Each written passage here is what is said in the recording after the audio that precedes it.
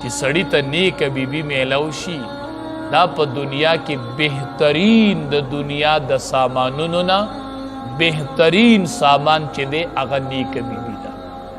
دا د الله تبارک و تعالی څومره لوی نعمت او احسان.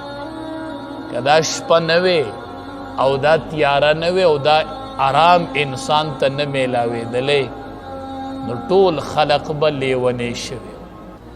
اطبا وایي ډاکټران او طبیبان وی د ځوانانو دپاره په شپه ورځ کې کم از کم 7 غنټې آرام پکار دی او د بوډاګانو دپاره وی 4 او 5 غنټې هم کافي دی او د ځوانانو دپاره 7 غنټې چې کم از کم وي او د بوډاګانو دپاره 4-5 غنټې چې دی وی دا هم کافي دی. خو دومره آرام چې دی دا ضروري دی. که دا ونشي نو د ټولو خلقو به ذهنونه خراب شي وجودونه به یې ګډوډ شي. نو دا د الله څومره لوی احسان دی چې الله دا تیاره راولي او خاموشي پیدا کړي او د آرام یو ماحول پیدا کړي. لتسکنو فیه چې تاسو آرام وکئ په دې کې.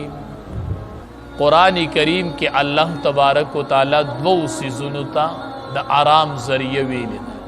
یوه شپه چې په دې کې هم سړي ته آرام او راحت راځي. یو قرآن کریم کې رب العالمین بیبي ته د آرام ذریعه ویلي ده. لتسکنو الیها د بیبیانو سره بنده ته سکون او آرام حاصلی.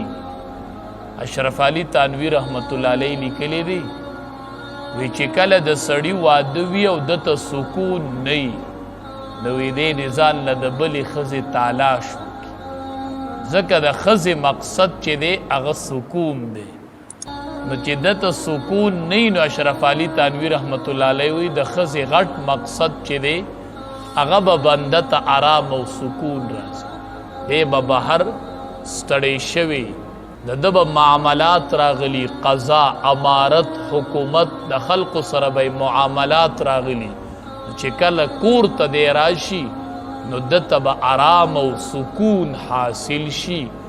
حدیث مبارک کې راځي نبی کریم صلی الله علیه وسلم فرمایي وی دا دنیا چې دی دا ټول متاع دی سامان دی د ژوند تیرولو او په ټوله دنیا کې بهترین سامان چې دی المرأة الصالحة هغه نیک بیبي ده. چې سړي ته نیک بیبي میلاو شي دا په دنیا کې بهترین د دنیا د سامانونو نه بهترین سامان چې دی هغه نیک بیبي ده. اللهم ربنا اتنا فی الدنیا حسنه نیک بیبي تینا مراد ده دا د دنیا په سامانونو کې بهترین سامان دی.